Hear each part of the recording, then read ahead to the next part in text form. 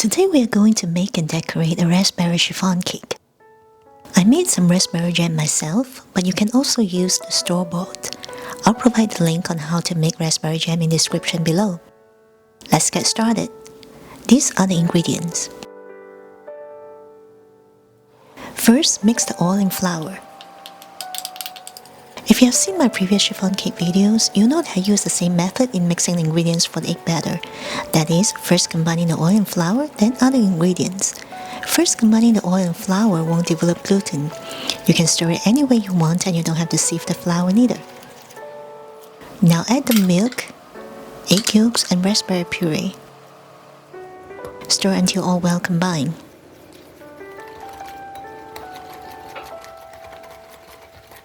The color is a little dull, so I'm adding a little bit of red food color in there. You can skip these steps if you don't mind the color. Now let's whip the egg whites. Add cream of tartar to the egg whites and beat on high speed. Cream of tartar can stabilize the meringue. If you don't have it, you can add a small teaspoon of lemon juice or vinegar instead. You can also use a hand mixer for this. Both methods will work just fine. When you see big bubbles forming, add a third of the sugar.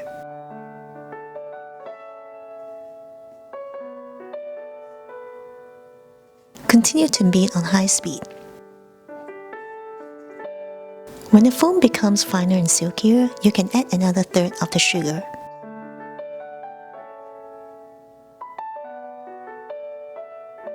Continue to beat on high speed. The foam will continue to get silkier, and you will start to see some texture lines or trails. At this point, you can add the remaining sugar and beat on medium-high speed.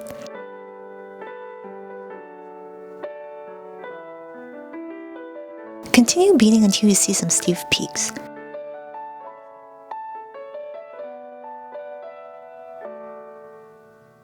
After lifting the whisk, the meringue is stable and firm, and the peak will not drip.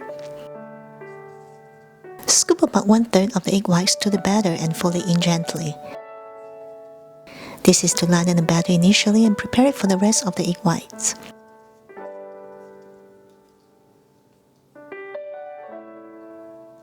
Once it's mixed well, change to a spatula and pour it into the egg whites. Continue to fold gently until it's all combined. Repeat this movement until the batter is homogeneous. Don't overdo it. Transfer the batter to the pan immediately. Shake it. Tap it a couple of times to get rid of the big bubbles, and draw a few circles with a toothpick to flatten the surface. Place it in a preheated oven and bake it at 300 degrees for 50 minutes. Personally, I prefer to bake it at 300 degrees for 40 minutes, then increase the temperature to 320 degrees for 5 minutes. This is after a few testings with my oven, as oven temperature varies. If I just bake it at 300 degrees for 50 minutes, even though it's perfectly baked, the top of the cake will be a bit sticky after it's cool. So if you have the same problem, you can do the same switch. Once it's out of the oven, tap it on the table once, then cool it upside down. It will take 2 to 3 hours to cool completely. While waiting for the cake to cool, let's make the garnish. I'm going to use candy melts to make a little sail. Mix some white and red candy melts in a bowl and microwave it for about a minute to melt. Don't mix it too evenly. It's prettier to be able to see the different shades. Scoop a little bit of the candy melt on a piece of parchment paper. Use the brush to brush this in both directions.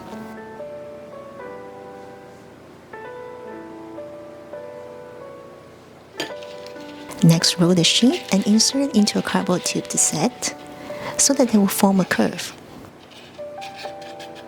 This will harden very quickly in the fridge. And this is what it looks like once hardened.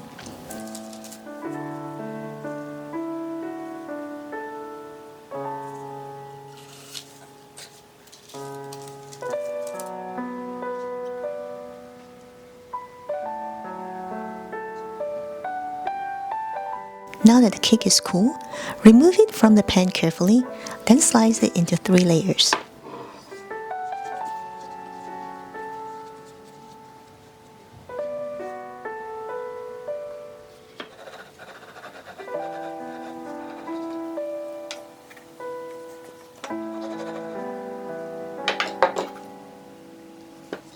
Remember to flatten the top as well.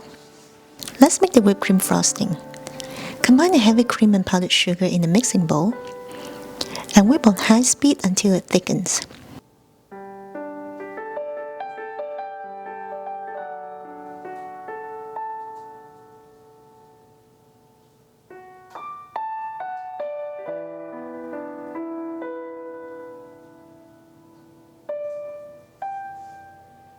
This is good.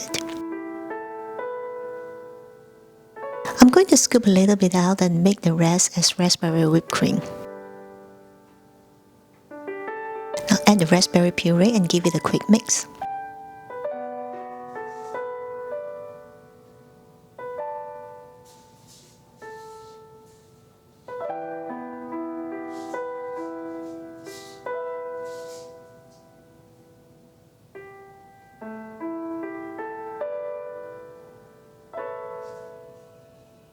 This is good. Let's start decorating. Apply a little bit of cream at the bottom to secure the cake to the cake board. Apply a layer of raspberry jam on it. Now apply a layer of whipped cream frosting. You can also add some fresh raspberries in the layers if you like.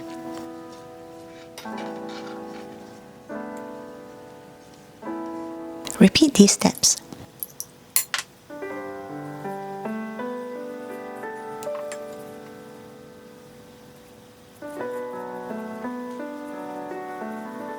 The top layer is usually the bottom of the cake. This is because it's usually the flattest part and will be easier to frost.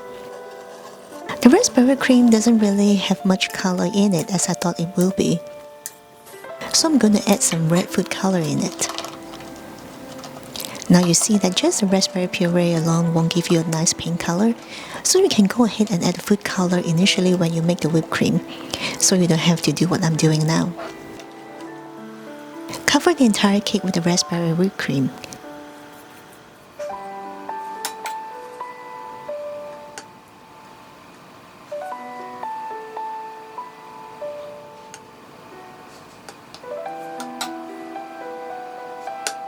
Smooth out the cream the best you can.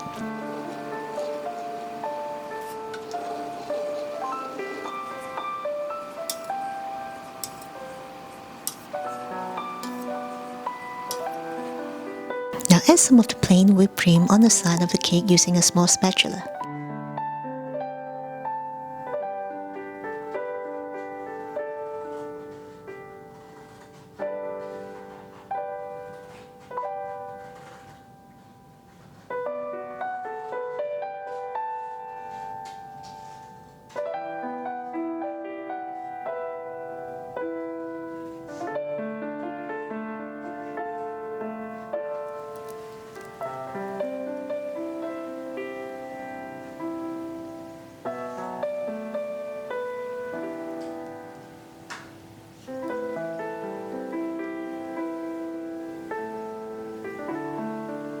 For the finishing touch, add some plain whipped cream and raspberries randomly on the cake.